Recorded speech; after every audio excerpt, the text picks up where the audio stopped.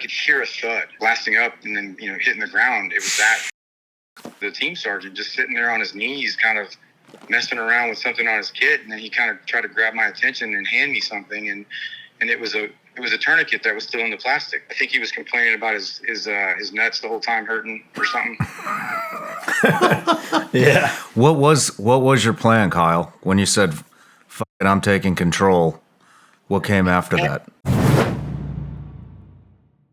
I believe Ryan was, I know he was with the team sergeant, and I had a medic with me, and I was probably 50 yards north of Ryan's position. But I just know that it was this obviously from my perspective was this explosion goes off, and I just hear this I could hear a thud, right, and it would end up being Ryan's body,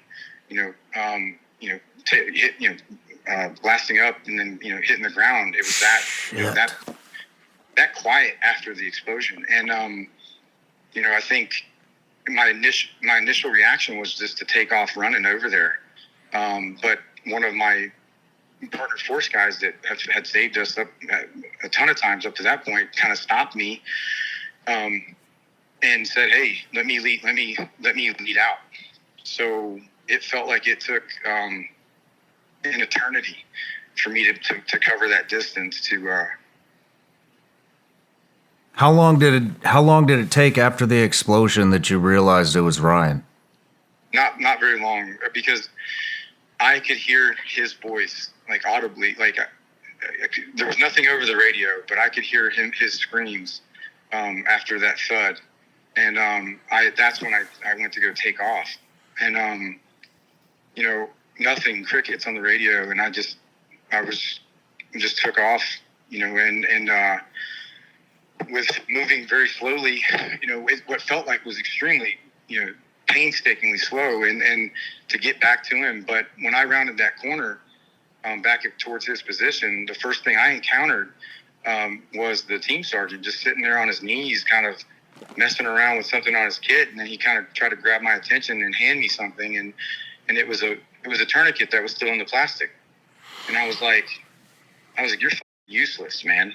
What are you doing?" I mean, I didn't say that, but I was thinking it as I'm continuing past him to Ryan. But when I got there, Jorge, our 18 Fox, had already gotten there to him, and had Jorge not gotten there when he did, Ryan for sure would have bled out, because I think Ryan was trying to self-aid, apply a tourniquet, but he couldn't to himself, and but Jorge was able to get that tourniquet in place and actually stop the bleeding, because up to that point he had lost a ton of blood, and I just know that the actions of a few of us were able to really get him packaged up. We'll stop the bleed, and then get him packaged up and get him to that next higher level of care. But there was a massive breakdown in a few things, and when even the fact that we knew when we crossed that river we were going to end up staying over there, so we were limited on how many resources we could bring over with us. But we didn't have a litter, at least in that near my element or Ryan's element, and so we didn't even have a Polish litter. So I went and grabbed a Whoopee, or found a Whoopee poncho liner, and we got him. We blended his. We tried to basically put everything back in alignment as we could with his injury, and then splinted it with the buttstock of his AR, and then put him on that Whoopee and kind of grab some corners. And at that point, I'm trying to tell the team sergeant to bring the helos in and just pointing in the general direction of the clearing. But I also believe that we were taking some effective fire, or at least the other element was taking fire down towards the irrigation canal, and the Dust One, or the medevac flight. The medevac flight said that they wouldn't come in, and obviously we're carrying Ryan at this point with the poncho liner, and it starts ripping apart because Ryan's not a little fella. And, he's a thick man. Yeah, he is. I think that's where my neck injuries started, Ryan, just so you know. Because what ended up happening after that was the poncho liner, it's not rated for that. So, and the terrain was awful. It was just just super rocky and rolling, and so we got to like a small little piece of cover, like a little ravine, and kind of set him back down. I know that he had apparently, I think he chewed the fentanyl lollipop, so it wasn't as effective as it could be. He's in agonizing pain the whole time, and I just see the team sergeant just not making any decisions after, we're like, the helo says they can't come in, and then the poncho liner rips, and I'm beyond frustrated, and at that point I was just like, hey Lance, make a decision. And then pause, nothing, and I'm like, it, this is what we're doing.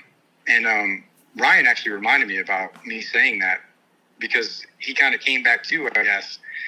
Because remember when we talked about this last year, Ryan, we reconnected, and it was really cool to have that conversation, because I just, through time, have forgotten certain aspects of my life. Yeah. But it was really cool to see, or to have that conversation with you and me to give you some of my perspective too. But ultimately I'm like, this is what we're doing, and I threw him on my shoulders, and I think he was complaining about his nuts the whole time hurting or something.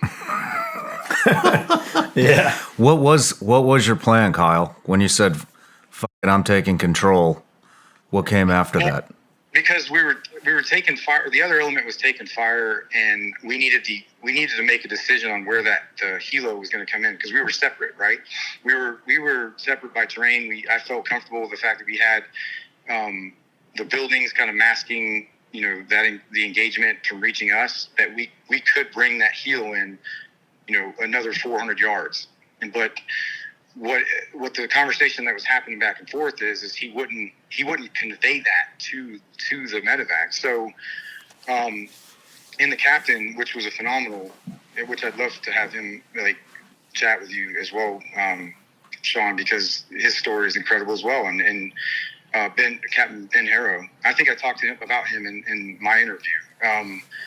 But he was over there with the other element, and it was basically just like, let's get this helo in right here. We can't move him. We don't have what we need to be able to cover the distance from what they're proposing as a landing zone.